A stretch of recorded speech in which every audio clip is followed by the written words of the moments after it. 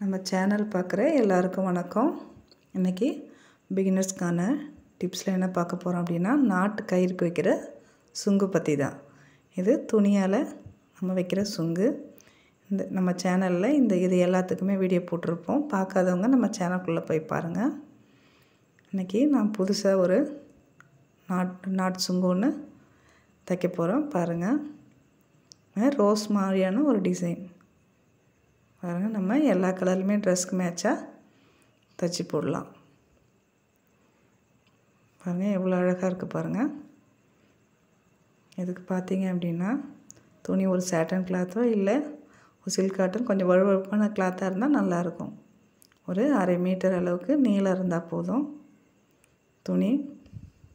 நீங்கள் இந்த சுங்கு அளவுக்கு பார்த்தீங்க அப்படின்னா, இந்த சைஸ்க்கு 1/2 மீட்டர் அளவு நீளம் இருந்தால் போதும். உங்களுக்கு பெருசாக தேவைப்படும்னா நீங்கள் துணி எக்ஸ்டெண்ட் பண்ணிக்கலாம். ஒரு 2.5 இன்ச் அளவுக்கு அகலம். இவ்வளோதாங்க அந்த துணியோட அளவு. பாருங்கள், 2ஆக மடித்து அப்படியே மிஷினில் தைச்சிக்கோங்க.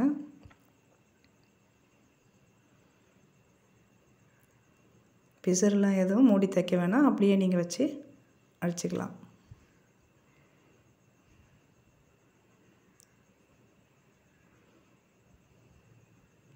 அதை பார்த்தீங்கன்னா அப்படியே ஃப்ரில் மாதிரி வச்சுக்கலாம்.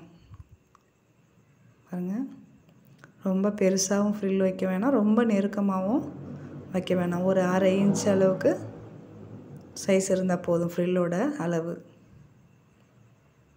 அப்போ தான் நம்ம இந்த ரோஸ் மாதிரியான பெட்டல் அழகாக வரும்.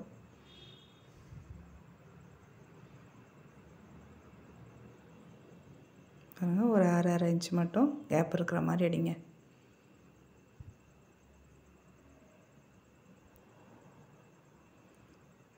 நம்ம ரோப் பார்த்திங்கன்னா இந்த மாதிரி தச்சு கலர் உங்களுக்கு ட்ரெஸ்ஸுக்கு மேட்சான கலரில் எடுத்துக்கலாம், இல்லை ரெடிமேடில் கூட நீங்கள் வாங்கிக்கலாம்.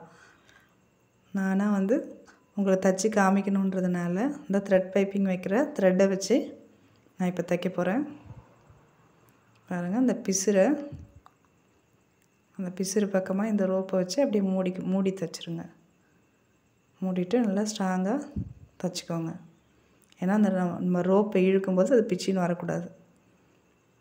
நல்லா ஸ்ட்ராங்காக ஒரு கட்டு போட்டுக்கோங்க. நீங்கள் அதை அப்படியே பாருங்கள், அழகாக ரோல் பண்ணிக்கோங்க. நல்லா டைட்டாகவே சுருட்டிக்கோங்க.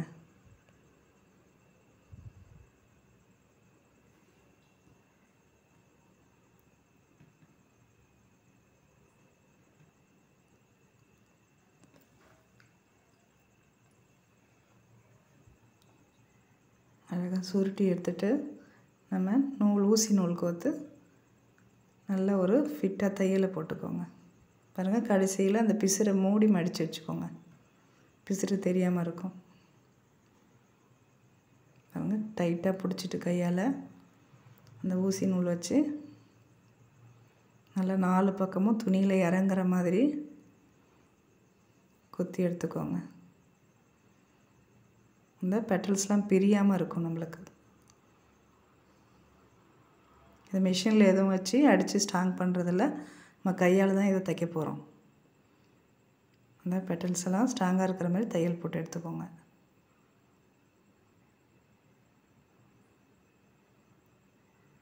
இப்போ ரோஸ் ரெடி ஆயிடுச்சு. அடுத்து பார்த்திங்கன்னா அதுக்கு மேலே பாருங்கள், க்ரீன் கலர் நான் வைக்கிறேன். இதுக்கு துணி பாருங்கள் 3 இன்ச்சு உயரம், 3 இன்ச்சு அகலம். நம்ம நார்மலாக ஒரு சாதாரண சுங்கு வைக்கிற மாதிரி மேலே வச்சு தைச்சிடலாம். பாருங்கள், ஒரு 1/2 இன்ச்சு கேப் விட்டு வைங்க. அப்போ தான் அந்த பூ மேலே கரெக்டாக போய் செட் ஆகும்.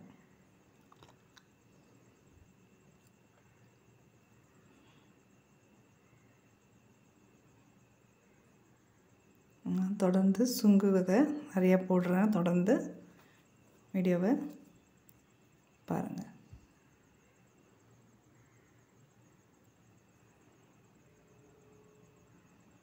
பாருங்கள், திருப்பிட்டு பாருங்கள், கரெக்டாக அதில் போய் செட் ஆகிருக்கும்.